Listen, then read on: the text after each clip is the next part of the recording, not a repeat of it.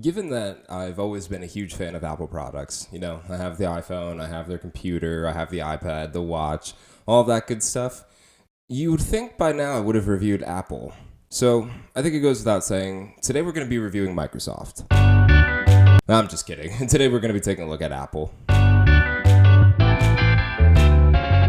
Hey everyone, and thanks for joining me today. My name is Matt, and as I mentioned in the intro, we are actually going to be taking a look at Apple today. Now, I feel like it might be a little unnecessary to explain what Apple is because I'm assuming everybody has heard of them before. Just in case, Apple is the one responsible for products like the iPhone, Apple TV, iPads, Mac computers, so many different other things. And they were probably most famously known, aside from their products, of being the company that Steve Jobs created, as well as Steve Wozniak and a few others. I know some gray area, but I do think Steve Jobs is one of the few CEOs that people can just name off the top of their head. Probably like Steve Jobs, Bill Gates, Jeff Bezos, and Elon Musk are probably like some of the few CEOs that just anybody can name off the top of their head. Oh yeah, Apple is also responsible for making those $700 computer wheels. And no, I'm not making that up. They really do have a set of wheels that cost $700. But here's a fun fact for you about Apple, is Apple was actually the first US company to hit $1 trillion in their market cap. Now, Microsoft followed right behind and a few others did, but Apple hit that $1 trillion market cap first. And they actually only did it earlier this year, but they're about to hit $2 trillion already. So I know usually I like to save the numbers for last and discuss like earnings calls first, but I'm going to switch that order up today and it'll make a little bit more sense later, but I'm actually going to start with the numbers today. Now, for these numbers, I did decide to do an apples to apples comparison, and we are going to compare them to Microsoft. Basically, the only reason I am comparing them to Microsoft is just because I wanted to make that stupid little joke right there. But let me go ahead and pop these numbers up on the screen so you can see them with me. As we can see, both of them are over $1 trillion company, or well, $1 trillion in market cap. So that is crazy to see. Admittedly, I was a little surprised that Apple hit the $1 trillion market cap before Amazon, but really that's neither here nor there. We can see too, both of these are trading at a premium. And before I move forward, I just want to say that these numbers here aren't going to look great, but just bear with me because I'll explain why I'm still interested in this as an investment, aside from just being a fan of their products. As we can see though, Apple's PE ratio is 35.54, so again, pretty high. But Microsoft is also 32.42, so not a huge difference there. And maybe you could say for kind of those tech leaders, maybe they're not overpriced. That is just really up for you to interpret. As we can see, so here's actually where I do like Apple better than Microsoft is when it comes to the beta, because the Apple's beta is 1.28 compared to Microsoft, which is 0.89. And as I mentioned, I felt that I built a very, very conservative portfolio. And I just think now might be a good time to add something. Well, it's probably not the best time, but I did want to add something that was just a little bit more volatility or, a little bit more risk than what the market has to provide. And I think the 1.28 is exactly in that range that makes me feel comfortable. But when we look at these next three numbers here, we could see if you're just basing it off of these numbers that Microsoft is the better company. And I can admit that because we could see that Apple's revenue growth is 5.72%, where Microsoft is 13.65%. We also see that Apple has a lower net income margin, so maybe not as cash efficient as Microsoft is. And with that, Microsoft also pays a higher dividend. Now, I can make the argument that when it comes to paying that dividend, maybe one of the reasons why Microsoft pays a higher dividend than Apple is because they do have a higher net income margin. So they do have more kind of cash on hand in that sense to be able to pay out a higher dividend. Now, I don't really look at either one of these companies as a dividend investment. Sure, they pay them. That's great. It's an added bonus. But I really do look at both of these companies still as a growth company because they're always coming out with new products, new additions to their existing line, making changes or experimenting with new things. And that to me indicates a company that is still a growth company, not as much of an income producing investment. So again, The dividend, it's great. It's nice that they have it, but it's not needed because I look at companies like these as a growth investment. All right, so moving on to the earnings call for Apple here.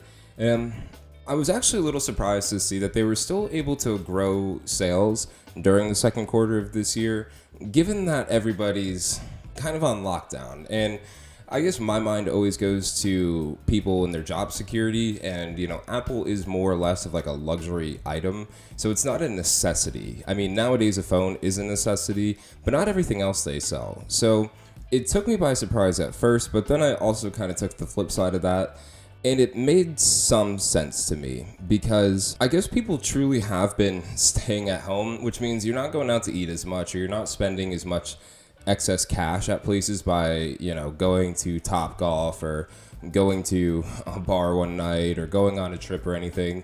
And I guess that money really was starting to burn a hole in people's pockets. And from that, why not go ahead and buy yourself a new set of AirPods or a new iPad or $700 set of wheels because you have the extra money. So I guess at the end of the day, it does make sense to see these growth numbers in their sales and revenue, given that people are spending more than they would on devices instead of like experiences like trips, if that makes sense. One of the biggest numbers though that really stood out to me during this earnings call was that they mentioned they now have over 550 million paid subscriptions. Now, the question I have there is that 550 million paid subscriptions like on an individual person-to-person basis? Or would that be if somebody has like Apple Music and then they also are subscribed to Apple TV, is that two different subscribers? And I wasn't able to see that information, but regardless, putting that to the side, having 550 million paid subscriptions is a great thing to see as the investor. And you guys know me, I like those reoccurring sources of revenue. So I was excited to see this. And it sounds like they're really trying to make a push towards getting to 600 million paid subscriptions by the end of this year. And CEO Tim Cook is very optimistic on their ability to achieve that. The category that Apple now has is what they call the wearables, home, and accessories. And basically that's going to be like your watches, your AirPods, your Apple TVs. I think they have like speakers coming out as well. So that's all the kind of products that fall under that category. And that one saw a growth of 17% in their sales, making it around a $6.5 billion division. So it's big enough to be its own company, just that one section. And I'm not a betting man, but if I had to bet, I think if Trevor Milton doesn't get his act together, this one section of Apple is going to be bigger than Nikola, whatever, in maybe the next few weeks. So obviously their earnings call was impressive, and I think it's what we've come to expect with Apple. I think they've just really established themselves as one of those companies that can really do the right things to drive their business in the right direction. But it wasn't the earnings call that made me decide to review this as the stock. It was the whatever they call it, the keynote event, the Apple reveal, the updates on their new stuff thing that they do. That is what really got my interest in Apple, as it usually does. And before we get deep into this part, I just want to say that I don't want to take it for sake of time. I'm not going to take a deep dive into like the new specs of their products, or why having I don't know what it is, a 6-core processor and a watch is a good thing. There's a bunch of other channels out there that have already explained that. So again, we're just going to kind of focus on why this attracted me as the investor and why I would consider putting money towards this as an investment. And we'll start here with the watches. So when the watch first came out, I remember, that's the watch that I have, and I remember it was awesome. But really the only feature I used it for was just seeing who's calling, or if I got a text message. If I'm showing a house to somebody, I'm never on my cell phone. But if I got a text and if it maybe was something urgent, I could just kind of casually glance down at my watch and see, who's reaching out to me, is it important, and do I need to respond, without pulling out my phone. Same thing like in meetings when I worked in finance, it was just nice, if I'm getting a phone call, it'd be weird for me to getting a phone call at work, so I just want to make sure, without being rude, I could see quickly who's calling me. But that was the extent of it. And I think a lot of people weren't sure the direction that Apple wanted to take this watch in, if it was going to be like a new platform for developers like the App Store was, or if there's going to be any kind of like features on it. And it sounds like now their main focus is going to be on health. So it's an interesting one, I admit, and I don't want Apple to be considered like a medical company, but I like that aspect of it because it really records some information that is great to know, like your heart rate levels, your blood oxygen level, and I'm not even sure what that is. I don't even know if I want to know what that is. And just, overall, it even has a new feature where it helps you wash your hands or tells you when you need to wash your hands. So they have a really big focus on the health aspect of this. They also have a new feature, though, where if you're a parent with kids, and your kid is like too young to have a cell phone, but you still need to stay in communication with them, if they go up to the park or play basketball or something, then you can actually connect their watch to your phone. You can pick and choose who they can call, who they can contact with. You can make sure that they make it to where they're going safely. And I like that feature. It reminds me of that old Firefly cell phone. I don't know if anybody remembers that, but I really like that feature. It's not something I would need to utilize right now, but I do think, to me, it's crazy when you see like a 7-year-old with an iPhone. First off, they probably break it all the time. And also, I know I didn't have a cell phone until I was 12, maybe. And, back then they were the very basic like flip phones or like a Razor phone. And so then seeing a kid now with like the ability to access internet, email, basically aside from phone calls, games, and text messaging, I don't see why a kid would really need an iPhone. Maybe have an iPad at home, but aside from that, sorry for the rant. So anyway, I like the fact that Apple is incorporating the entire family with this stuff now, and again, just giving a way for parents to stay connected with their younger children. They have their whole new line of cell phones that are coming out. Again, won't go into the details, but they're trying to incorporate like augmented reality in the camera lenses that they have. I think they're even doing something with like infrared. And similar to the watches, what I like seeing Apple doing is creating these different price points. When the first iPhone came out, when the first watch came out, there was one and one only, and that was it.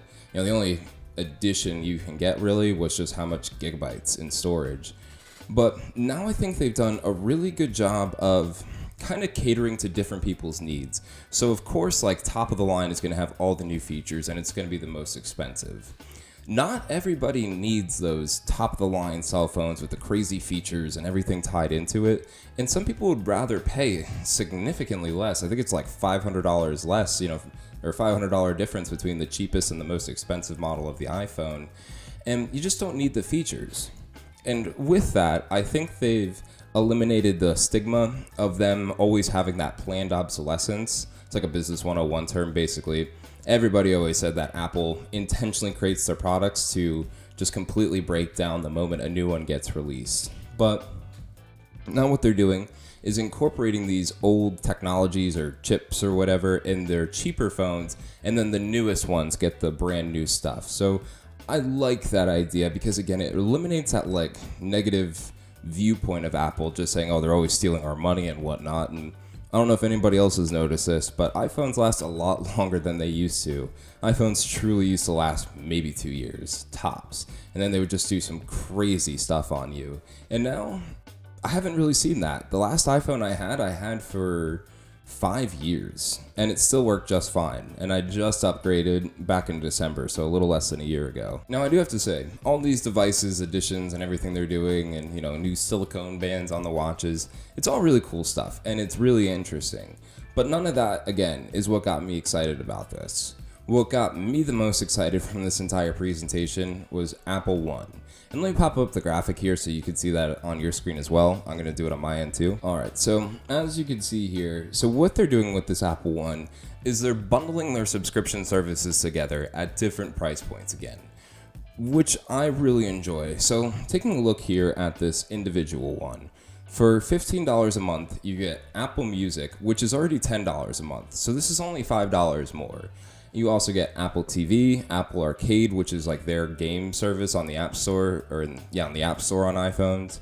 And you get 50 gigs of iCloud. So, I think overall, it shows it right there. It saves you like $6 a month, which is good. And, certainly I use the majority of those features. I have still the free service for the Apple TV because when they first launched it, you got like a year of it. So not paying for that. Don't pay for the arcade, but I do use their cloud storage. So those two together make sense to me. And honestly, if you throw in the other two, The new Ted Lasso show on Apple TV is actually pretty funny if that's something you're interested in. But moving on to then the other side of the spectrum here of the Premiere. So this one is what I really like.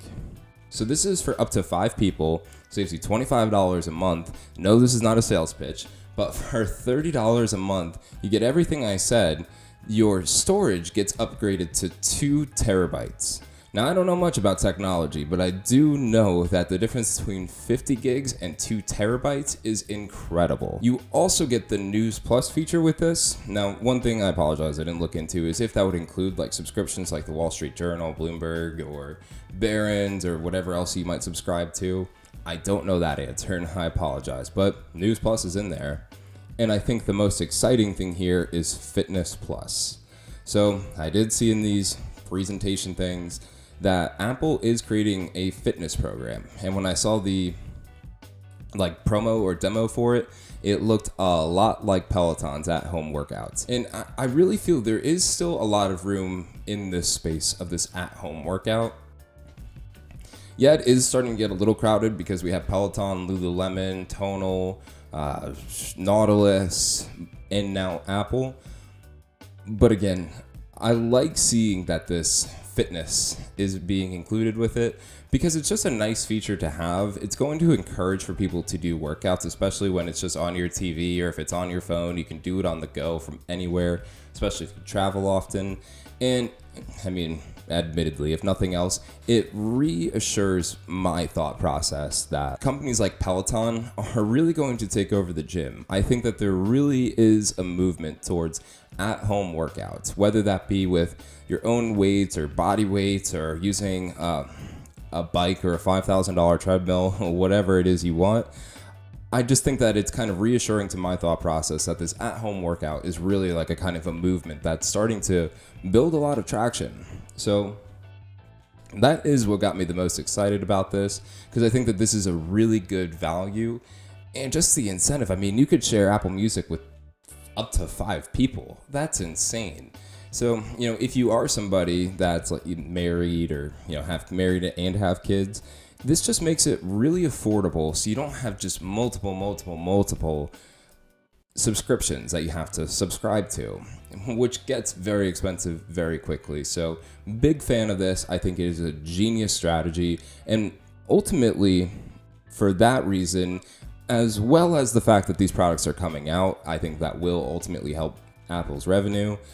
Those are the reasons why I'm deciding to add this to the portfolio. So let me go ahead and do that real quick and I'll be right back with you. Okay, so I did add this to the portfolio and I did this early, and I don't know if anybody knew this, just a little side note.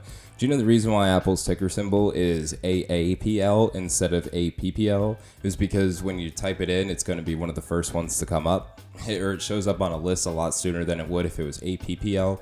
Well, fun fact, I don't know if anybody knew that, but so I only bought 15 shares of Apple. Reason being is because you probably noticed that I didn't do a valuation this week. And that's because the valuation I saw put Apple at around $66 a share. And I just simply don't see that happening. But I can't get that thought out of my mind that people do think this could go to $66 a share and they might be seeing something I'm not. So I bought 15 shares, and what I'm going to do is either wait for the release of these products to see how the stock reacts or the next earnings call. And if there's a better buying opportunity in the near future, I'll consider adding, because we only have $1,700 in this right now, so I would consider maybe adding another 15 to 20 shares.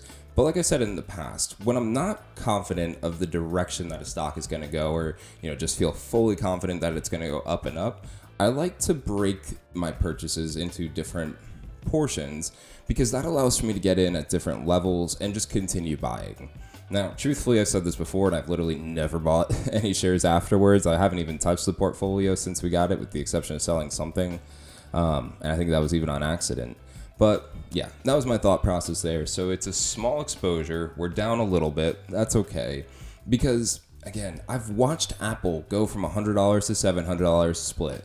Go from that new $100 to $700 split again. And if you have questions on the split, I already made a video about that. I'll maybe try to do something cool and pop an iCard up there so you can see that as well, or link it. I don't really know what's going to be the easiest. It's just a company that I've watched grow, and it's a very rinse and repeat routine.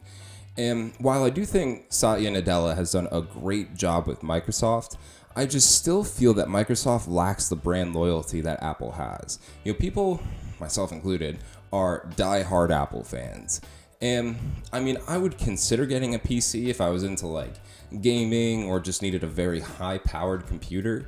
But at the end of the day, I'm only going to buy an iPhone. I love the iPhone, and to me, it's just the easiest phone to use. But I just know that brand loyalty that Apple has is something most companies strive to get, and not many people can make it that far. And for that reason alone, I feel confident that people will continue to buy Apple products over and over and over again. I'll wrap it up here today. We could just take a quick look at how we're doing. As I mentioned, it's a little busy day today. So portfolio is up $13,291. We're at a total gain of $14,232. Spotify is really the lagger here. So Apple's down a little bit right now, but Spotify was down like $600 earlier, and that really came out of nowhere. It's again something I probably won't, but I should get around to looking into it. Something else I've been noticing is it's just hard to stay on top of whatever this would be now, like 22 stocks, and always paying attention to 22 different stock news while also learning about new companies and new industries. But I really do want to see what's going on with Spotify. Maybe they missed earnings, or maybe there's some bad publicity going on, because that one's really been the one hurting the portfolio. Other than that, Peloton, still killing it. Adobe, killing it. And we have an unexpected growth in VNQ. One other thing I didn't mention, we do own VGT in here, which does have a lot of exposure to Apple in it already. So that's another reason why I bought a small portion as opposed to like $5,000-$6,000 worth of it, because I always talk about minimizing overlap and, can't contradict myself. So I wanted to have the focused attention on Apple, but I understand that I already have exposure to it in VGT, so I just don't feel there's also, again, a need to buy an extremely large portion of it when we already have exposure in the ETF. So hope that makes sense as well. I guess that's all I have for today. I feel like this might be a short watch this Wednesday. I don't know. I say that every video, but I will just say, if you enjoyed this video, hope you consider giving it a thumbs up. If you have any questions, stocks you'd like for me to take a look at, or if you know what's going on with Spotify, or if you own those $700 wheels, leave a comment down below. I'd love to know what $700 gets you. If you haven't already, I hope that you consider subscribing. We broke 250 subscribers, so maybe round of applause noise. Perfect. Like that. And so very happy at 250. We're not done yet though. We're still going to be growing, and thank all of you for that have been here for such a long time, watching my rants, enjoying my videos, and leaving feedback. It means a lot to me. But if you haven't subscribed already, which like 80% of you have not, I just hope that you consider doing so, and now's a good time to. It's free, so maybe worth giving it a shot. Anyway, with all that said, thank you so much for taking the time out of your day to watch this video. You could be anywhere in the world, and you're right here with me, and I really appreciate that. But I will let you go ahead, enjoy the rest of your day, and I will see you next time. Link below for my real estate site if you want to buy a house in the Charlotte area, as well as a link for Robinhood if you want to get a free stock. With that, I'm out.